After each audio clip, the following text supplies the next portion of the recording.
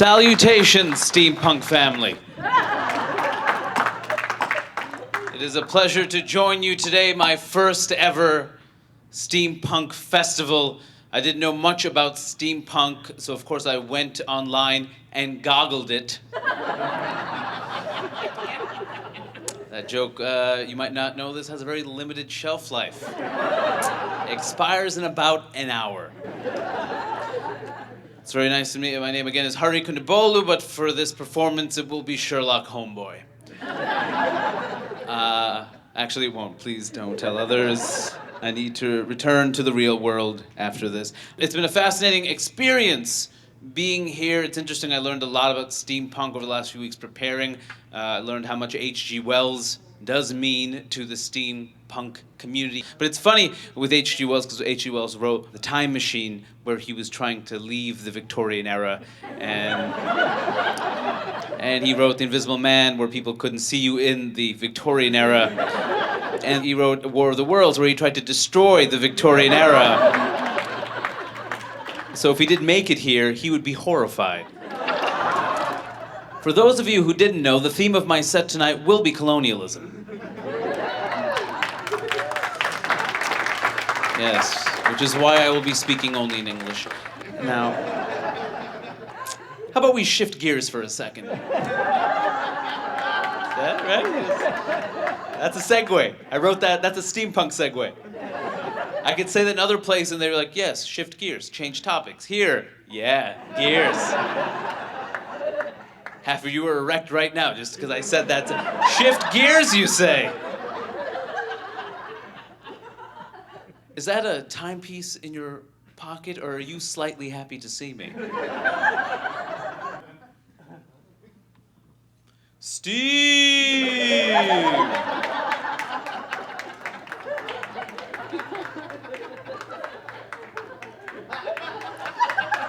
Thank you. Thank you. Thank you. I brought you steam. I brought you steam. I know that's what you like. I know that's what you need.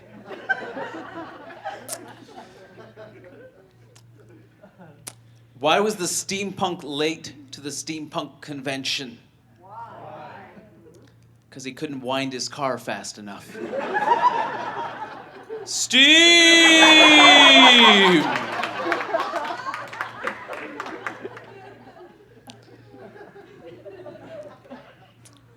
Tried to check Facebook during the convention, but I couldn't. Didn't have enough punch cards. Steam!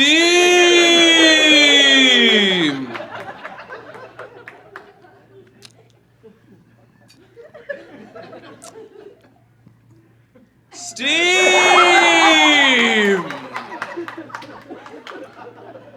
Having a little trouble at home. My girlfriend and I had a spat. It was a leather spat with gold buttons on it, and she lost the other one. What the hell am I gonna do with one spat?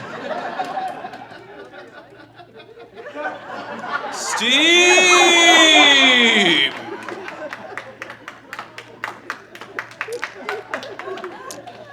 Why did the chicken cross the road? Because that's the way its wheels were pointed. The wheels it replaced its feet with. Steam!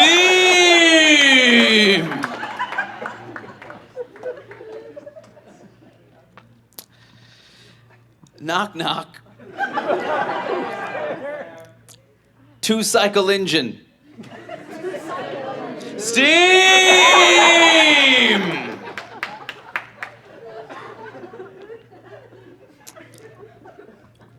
Let me shift gears again. What'd you say? You're going down to fourth gear now. I'm going down to fourth. Look, I don't have that level of steampunk competency. I got the one gear joke. I can repeat that repeatedly. You see what I can do with prop comedy. We saw. I already did my timepiece joke. I couldn't. I was going to save it. I just couldn't.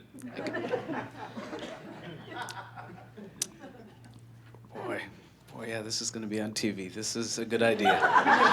This was a good idea. Yep. going to be on Totally Biased with W. Kamau Bell, my last appearance on television. How about that? What happened, Harry? Went to the steampunk convention. What's that? Oh, you don't need to know. Bought a bunch of clothes, and I'm doing this. I'm pretending that that I could not be a servant during that era, and so we talk a lot about the future in steampunk. I'm saying we now. I'm part of the community. Right?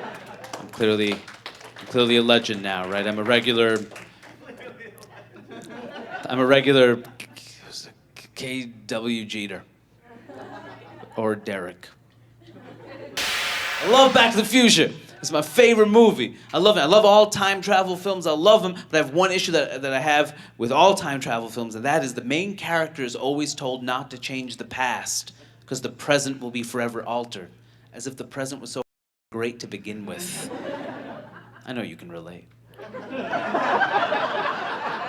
But the whole time, Doc Brown is telling Marty, no, Marty, you can't change anything. The space-time continuum, your parents will never meet. The flux capacitor will blow you. You'll destroy everything, Marty. But Doc, if we could prevent slavery, certainly we should prevent... No, Marty, you can't prevent slavery. Absolutely not, because if you prevent slavery, rock and roll won't exist, and jazz and blues. No, Marty, you can't prevent the genocide of the Native Americans, because then rich white kids in New England can't play lacrosse.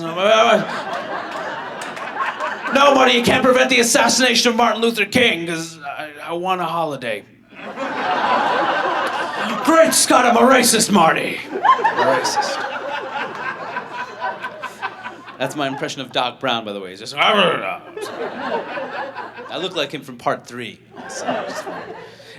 Are steampunk people the only people that liked Back to the Future 3, or is that not even in the cards for Back to the Future? No? How about Wild Wild West? Is that going? Yeah? See, that's funny. That's a funny thing, because the only place where you would assume demographically you would do well would be at a steampunk convention. And even here, it's like, yeah, 50% are on tomatoes, maybe. I don't know. It has to be a good movie no matter how you slice it. That's the philosophy we're looking for at steampunk, all right? By the way, I've elected myself president. There are no rules here. There are no rules here. The president of steampunk. Now, the last bit I have for you tonight is a bit that a friend wrote that I think is absolutely brilliant, and I'd like to share it with you. Whilst enjoying a delightful visit with Lady Ada Lovelace several evenings past, wherein we engaged in a game of completing each other's recursive algorithms, the good lady suddenly halted and indicated a point in my calculations where I had inadvertently, and quite erroneously, divided the sum of an infinite series by 0. Women, am I right? All right, everybody. Peace, love, Steve!